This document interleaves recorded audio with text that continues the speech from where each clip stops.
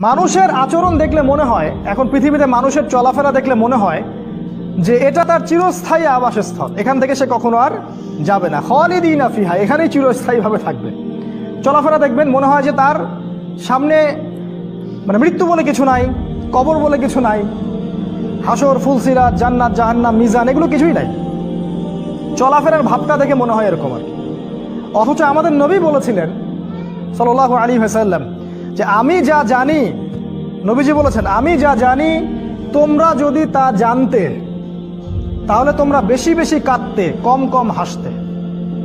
তোমরা স্ত্রী সহবাস করাও ছেড়ে দিতে, বড় মাঠে চলে যেতে, সেখানে গিয়ে অঝর নয়নে আল্লাহর সামনে কাঁদতে।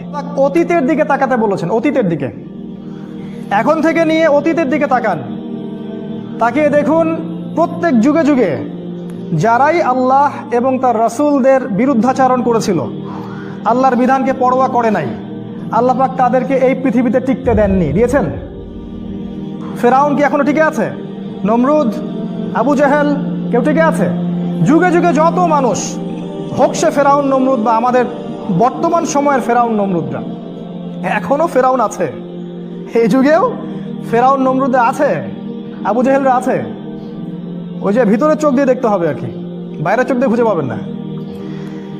তো প্রত্যেক যুগে যুগে যারাই আল্লাহ, তার রাসূল এবং তার কিতাব এবং ওহীর বিরুদ্ধাচরণ করেছে, আল্লাহ পাক কাউকে এই পৃথিবীতে টিকতে দেননি, ধ্বংস করেছেন। শিকড় আল্লাহ পাক উপড়ে ফেলে দিয়েছেন। এই শিক্ষাটা আল্লাহ দিতে যাচ্ছেন সময় শপথ করে। তো এ যুগের যারা ফেরাউন নমরুদ আছে তারা যেন সতর্ক হয়ে যায়। তাদেরকে আল্লাহ পাক অবকাশ দিচ্ছেন, ছাড় দিচ্ছেন। তার মানে এই নয় যে আল্লাহ পাক তাদেরকে ধরবেন না। অতি শীঘ্রই আল্লাহ পাক তাদের শিকড় উপরে ফেলবেন ইনশাআল্লাহ তাআলা, এবং পরকালে তাদের জন্য অপেক্ষা করছে যন্ত্রণাদায়ক শাস্তি। এটা একটা মেসেজ সময় শপথ করে আল্লাহ পাক দিয়েছেন।